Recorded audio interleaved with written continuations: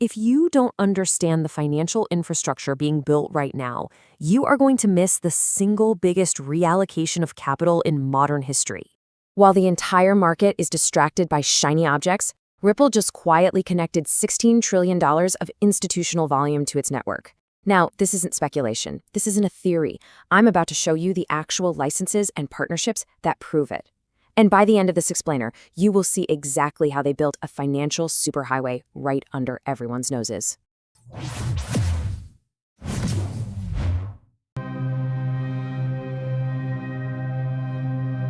Okay, let's dive into the first piece of this puzzle. And honestly, it's the most critical and the absolute hardest to pull off, securing undeniable legal and regulatory permission to operate. This isn't just about playing by the rules, this is about building a fortress that your competitors simply cannot get over. Ripple has been painstakingly securing over 75 financial licenses and registrations all over the globe. You have to understand, this isn't just ticking off boxes on a checklist. Every single one of these represents years of legal battles and a strategic foothold in a key market. It creates a web of compliance that is just about impossible to replicate overnight. And this right here, this is the crown jewel of their entire regulatory strategy. It's the NYDFS Trust Charter. For anyone in the U.S. financial world, you know this is the absolute gold standard. The requirements are incredibly stringent. This isn't just some license, it's the ultimate green light.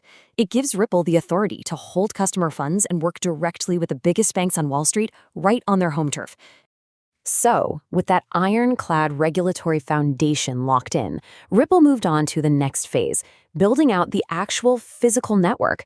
I mean, you can have all the licenses in the world, right? But they're pretty useless if the major global players don't actually plug into your system.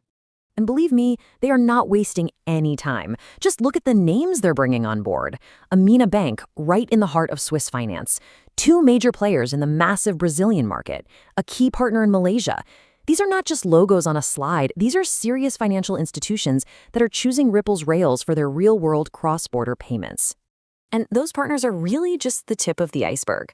The network is now live and fully operational in over 60 markets worldwide. 60. That is a truly global footprint, giving them access to pretty much every key currency corridor you'd need for serious enterprise finance. I get this. This isn't a network that's just sitting there waiting. It has already processed over $100 billion in transaction volume. That means the whole system has been battle-tested at scale. It proves it works, it's efficient, and it's already handling huge amounts of capital. So you see the foundation, right? A licensed, battle-tested network that's spread across 60 countries. This really brings up a critical question. Are you paying attention to the right timeline? Because while the market is busy staring at daily price charts, the real story is the infrastructure being built for the next decade. And that infrastructure, well, it's going to need a whole new kind of fuel. Just think about the scale of these partners for a second. Which one of these do you think is going to have the biggest impact down the line? Let me know your pick in the community post for this explainer. Now, as important as all these individual partners are, the real game changer is the engine that's going to power all of them at the same time. All right, so every superhighway needs fuel, right? Well, for Ripple's global network, that fuel comes in the form of stablecoins, specifically its own native stablecoin designed from the ground up to power this entire ecosystem. This is Ripple's stablecoin, RLUSD, and it's the high-efficiency bridge asset at the heart of this whole thing. It's built to move value instantly and for a very low cost between all the different fiat currencies across their network. You can think of it as the universal translator for money. And make no mistake, we are way past the point where stablecoins are some niche corner of the market. As you can see, they now account for a massive slice of the pie. We're talking nearly a third of all on-chain volume. This is where the real institutional money is playing. And to put that into perspective, the annual transaction volume for stablecoins exploded to $33 trillion last year. So Ripple isn't just dipping its toe in this market. It is positioning its licensed, enterprise-grade network to capture a huge piece of this colossal flow of capital. So this brings us to the climax. We have the regulated network, we have the stablecoin engine. Now, let's look at the 2 absolute behemoths of institutional volume that have just been connected to these rails. Here they are, the 2 titans. First, you've got GTreasury, a treasury management platform that processes a staggering $13 trillion a year. Second, Hidden Road, a prime brokerage service that handles another $3 trillion.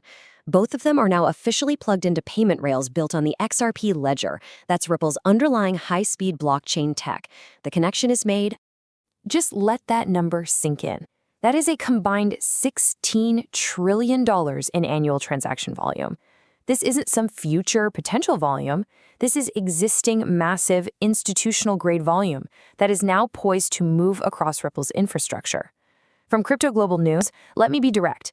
If you are watching this without a subscription, you are missing the critical alerts that put these pieces together. Click subscribe right now to stay on the timeline. So, what is the inescapable conclusion from all the evidence we've just laid out on the table? Here's the bottom line. Ripple has systematically and patiently built every single piece of this puzzle. They got the licenses when nobody else would, they built the global network of partners, and now they've connected the institutional volume.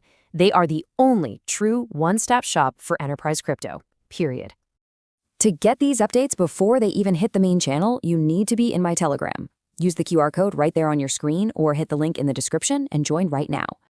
This leaves us with just one final provocative question. The rails are built, the partners are all on board, the $16 trillion in volume is connected. What do you think happens when they finally decide to flip the switch? Like this explainer, share it, and make sure you are subscribed to Crypto Global News. And for my US viewers, you need to understand how new Treasury regulations are about to pour gasoline on this entire fire. I break it all down in the explainer right there on your screen. Click it. Stay ahead in the crypto market. Subscribe now for the latest global news and updates.